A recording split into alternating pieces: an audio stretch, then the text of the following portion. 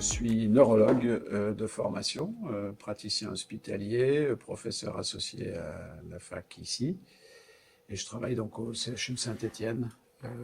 Je partage mon temps entre l'activité en neurologie et au centre de la douleur, avec une activité de recherche ici dans le cadre de l'équipe NeuroPain.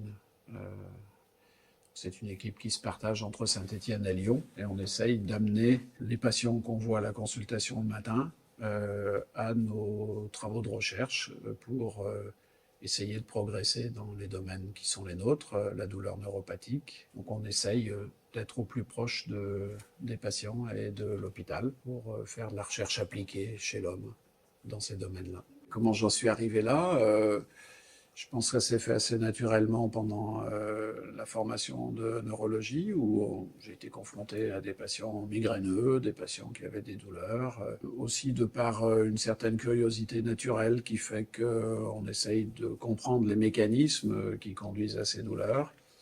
Et donc, c'est à partir de là, à partir du moment où on se pose une question, qu'on arrive sur des problématiques de recherche, qui sont plus du soin courant, mais qui sont de la recherche. Donc, c'est un petit peu comme ça que ça s'est fait naturellement au fil de mon parcours.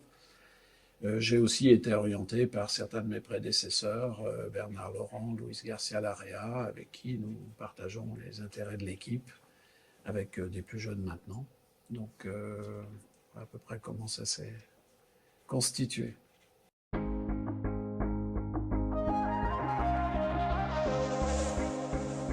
question concernait des patients qui avaient ces douleurs neuropathiques pour essayer de comprendre dans leur cerveau, après un accident vasculaire cérébral essentiellement, ce qui se passait pour expliquer qu'ils avaient en continu des douleurs neuropathiques à la suite de leur accident vasculaire.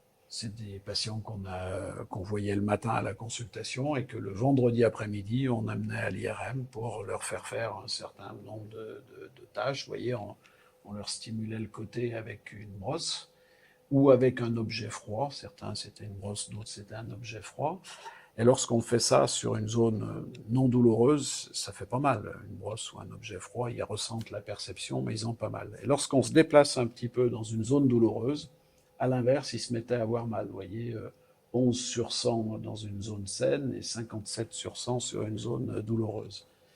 Donc, on a ici les réponses qui sont normales lorsque ça ne fait pas mal, et puis ici les réponses qui traduisent une douleur excessive, et vous voyez qu'il y a une espèce d'emballement des réponses dans le cerveau. C'est pas n'importe où, c'est pas au hasard, c'est dans des aires qui sont impliquées dans la douleur, et notamment ici dans ces deux aires, ici le singulaire médian et ici l'insula antérieur.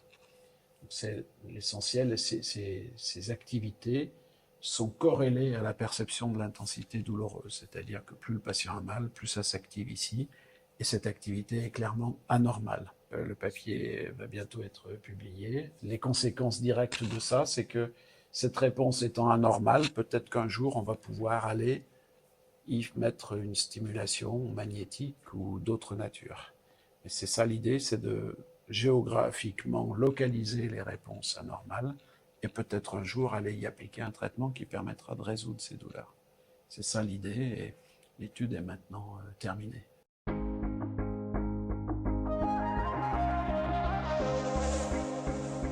Plus tard, il y a eu l'étude du pleur des bébés. L'idée étant de voir si ces réponses-là sont vraiment liées à la douleur. Donc avec le pleur des bébés, on essaye aussi de voir, et c'est le cas. Lorsque le bébé a mal, on active des neurones dans cette région-là, dans l'insula antérieure. Donc sur ce sujet du pleur des bébés, il y a toute une partie préparatoire. Si je vais un peu dans le détail, on est associé dans ce travail avec une équipe qui travaille chez l'animal, la reconnaissance des sons chez l'animal. Et du coup, c'est une équipe qui travaille beaucoup sur l'acoustique. Donc il y a une première partie du problème qui est le traitement acoustique du son qu'on entend. Et donc là, lorsqu'on regarde ce qui se passe sur l'imagerie, on a des activités qui sont dans les zones acoustiques et qui vont traiter l'information. Et on a précisé comment est traitée cette information acoustique au fil de ce projet.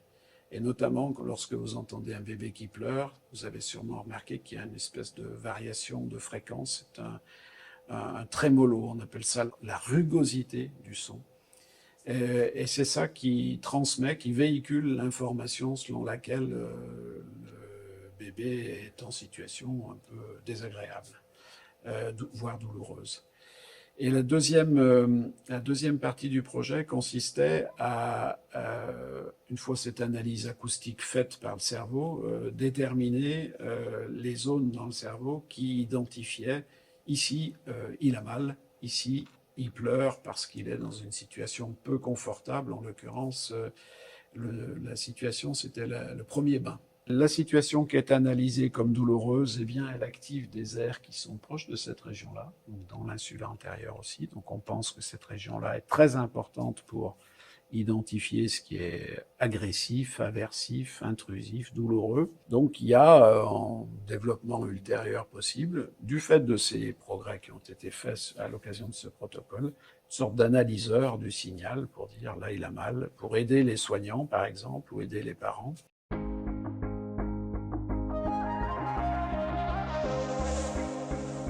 Nous, on a une ligne directrice qui est toujours essayer de comprendre le phénomène douloureux. En physiologie, c'est quand on se fait mal comme ça, ou en pathologie, les patients, c'est quand ils ont des douleurs chroniques. Et on n'est pas, il y a 25 ans, on savait pas où ça se passait. Donc, on a considérablement restreint les zones d'intérêt aux zones colorées. Et même pour vous dire, si on m'avait demandé il y a 25 ans, je vous aurais dit que la douleur c'était ici. Ici, vous voyez qu'il n'y a pas de couleur. Les zones colorées sont espacées d'au moins 10 centimètres. Donc, on était très loin du compte. Et ce type de connaissance fait que certaines équipes se sont lancées pour aller faire des neurostimulations à cet endroit. Donc il y a des gens, des techniques de neurostimulation avec des électrodes implantées qui ont déjà commencé suite à ces résultats qui sont, c'est les nôtres, mais ils ont été répliqués par pas mal d'autres laboratoires. Enfin, tout le monde converge maintenant sur ces régions qui sont les régions colorées. Donc en l'espace de 25 ans, ça va lentement, mais on cerne mieux le problème. Donc on a progressé sur la connaissance de la géographie douloureuse. On connaît aussi en combien de temps ça arrive, donc la géographie temporelle. On sait que c'est dans les 300 millisecondes, la sensation arrive au cerveau. Donc tout ça, ce sont des acquis, en effet, qui nous permettent, on l'espère, d'aller vers des traitements.